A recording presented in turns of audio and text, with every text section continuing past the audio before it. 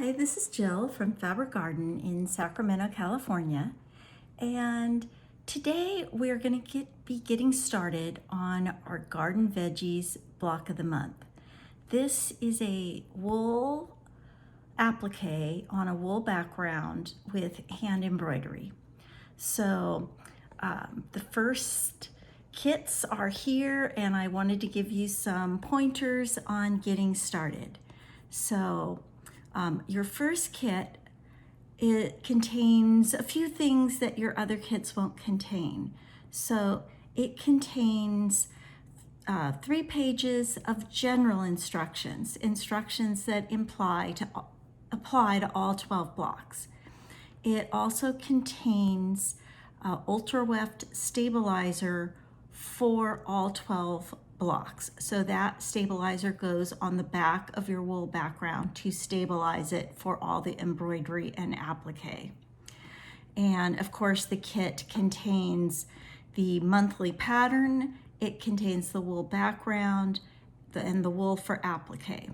So it does not include the thread kits. We do have the Valdani thread kits for this with the 13 colors of Valdani. So that is available for purchase.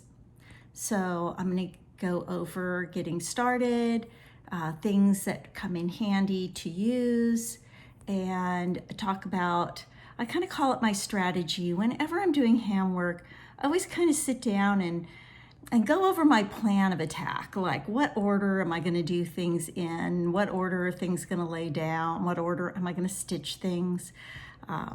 And I always do that before I start because then I know where I'm going. So let's get started. Okay, so first things first, I always like to make some sort of a binder or box or bag, something to keep everything I need for my project. I love to put my pattern in sleeves.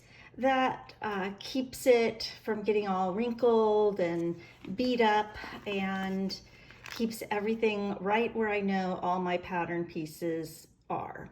So this is the first 3 pages on how to get started. And then, sorry, there's a little reflection there. And then there's the main pattern. The main pattern, maybe I'll pull these out for you. But anyways, always contains a big picture that's larger than life to help you see all the stitching. And it contains the direction sheet. It contains the transfers for the applique and for the embroidery. So I'm going to pull this sheet out so that we can see it without all the reflection or less reflection. The paper's kind of one of those heavyweight papers. So the directions tell me, and I'm going to do this, that the first thing I'm going to do is stabilize my wool. So I have cut my ultra weft and I have fused it onto the back of my wool. Now I use that word back kind of loosely because wool does not necessarily have a right or a wrong side, but the wool may have a side that you like how it looks better, because these are hand over dyed wools, so they contain a little modeling. You may like more modeling, less modeling. One side of the wool may seem to have a slightly different texture than the other side. You just pick whatever you like best for the front side of your wool. So I've fused. Now the next step is, before I do the wool applique, I need to embroider the frame and the stems and the word beats. And that's right on my instruction page. It tells me that's the first thing I need to do. So I need to get my embroidery transferred to my wool. And you can't just lay your wool down on a light box and trace. You're not going to be able to see through it, and not all markings. Oh, we've got a little problem here. I have a friend, so hopefully she won't interfere too much. Oh, she's just gonna come right by everything. I forgot to lock her up. Let's put her down. Oops, there goes my glasses. Okay, so the best way, and I've tried many ways, the best way is to use Glad Press and Seal. This is a product you'll find just at your grocery store, wherever you find aluminum foil or saran wrap, those things, you're gonna find the Glad Press and Seal. Glad Press and Seal is sticky on one side and not sticky on the other side. So I took a piece of Glad Press and Seal and I took it, you can see it's over here, and I laid it over my sheet for the embroidery. Now, at this point, the GL, the seeds, the 5 cents, those are going to get embroidered onto the applique wool. So I'm not worried about those right now.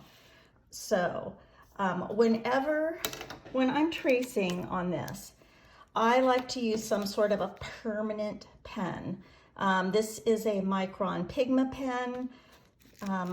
You could use a fine point Sharpie, but do not use an ink pen because you're going to be stitching through this, and the permanent pen will dry and it will not transfer onto your needle or onto your wool. Ink can get onto the needle and then into your wool as you're stitching. So when I trace this, I always use just a little, office ruler to draw my frames. I cannot seem to draw a straight line by tracing it. So I use my ruler, and then I traced the words beat, the stems, and there are these little basting placement lines if you want to stitch those to help with placement of your wool applique. Once I have traced those things, I then center that onto my piece of wool. Now, take some time on this to get it centered. Your wool piece may not be absolutely straight or square. Once we have all 12 blocks done, we're going to square this up. But please do not do any squaring up until the very end. There's a very specific way that we're going to square these blocks up that are going to give you the absolute best result. And we want to have all 12 blocks done and square them all up exactly the same way. So I laid this press and seal, I got it all down, pressed it down with my fingers, and I have done my frame, which was chain stitch. I've done the word beats, and I have done my stems. Now, on the pattern, the word beats gets filled in. And as I'm looking at this, I am thinking, at this point, I am going to remove the Glad Press and Seal, and I'm going to do the filling. It could be very difficult if I fill this to get the press and seal off. Whereas I can peel it off with some tweezers, I can get it out of here. And, so I'm going to peel my Glad Press and Seal off. Then I am going to do my filling stitch in the word beats. So I am at this point ready to do that. Now, once I've done that, I need to prepare the wool for applique. And we do have our sheet, and you will need a single-sided fusible. You can see I've cut this out. And you just lay these on, and you can trace this with either your Micron Pigma pen, or sometimes I will use just a mechanical pencil. So I will trace the pieces. When I cut them out, I'm going to rough cut them out. So I'm not going to cut right on the line initially. While it's just the fusible, I'm going to cut, a rough 1/8 of an inch all the way around. And then I will iron that onto the back, whatever I choose to be the back. And at that point, I will cut those pieces out exactly once it's fused to the wool. So I've got my pieces that I've made. So there is some embroidery on this wool, and I've seen people do the embroidery while it's still a loose piece, but I would need to peel off the paper, and then my fusible, I'm going to be holding that and touching that, and it will affect how well the fusible fuses. So I am going to, once I've got the press and seal off, I am going to fuse my wool pieces down on my pattern. I haven't taken the press and seal off, so it's kind of sticking around, but I will fuse these on. Then I will use the same technique with the glad press and seal over these word elements, which I will then finger press down onto the wool, and I will stitch those words. And once I have all my stitching done and all the glad press and seal removed, I will give this a nice pressing. There's very specific instructions in the pattern on how to press this when you're done with the block, and then you'll be able to put it aside. It seems like a lot of stitching, but I did the frame, the words, and this was just an evening, so maybe a couple of hours.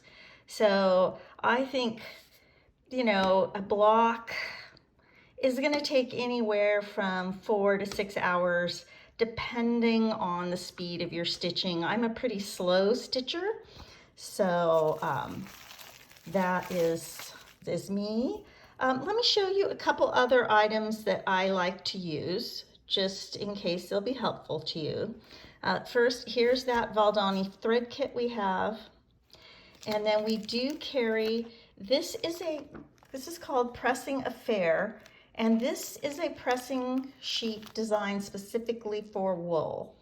Most pressing sheets are made of silicone or fiberglass, and steam will not go through silicone and fiberglass, and you need steam when you're working with wool. So this is a very thin, lightweight fabric pressing sheet.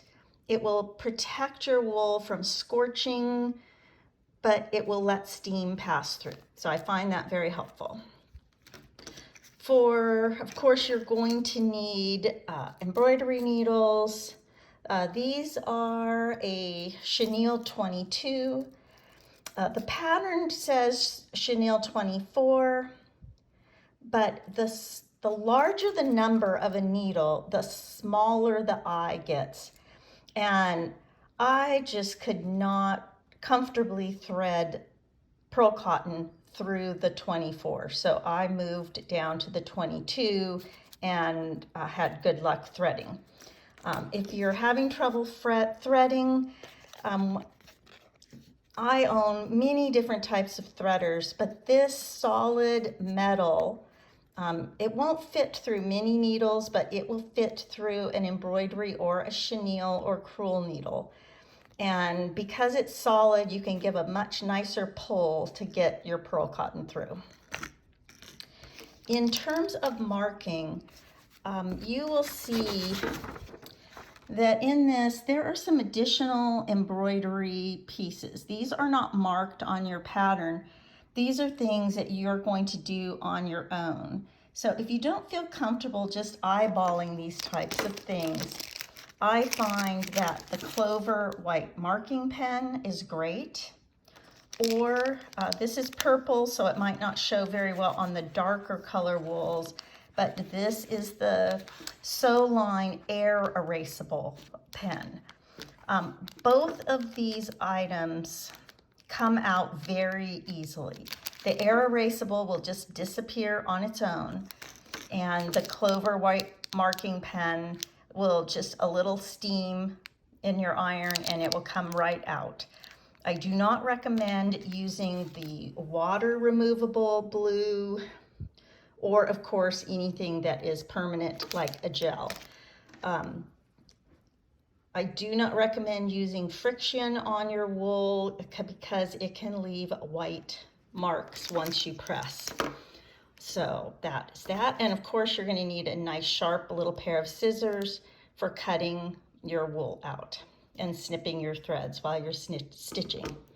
So I think that's everything you need. If you have any questions while you are stitching, always feel free to call me at the shop, and enjoy your stitching, and I hope you have good company for your stitching just like I do.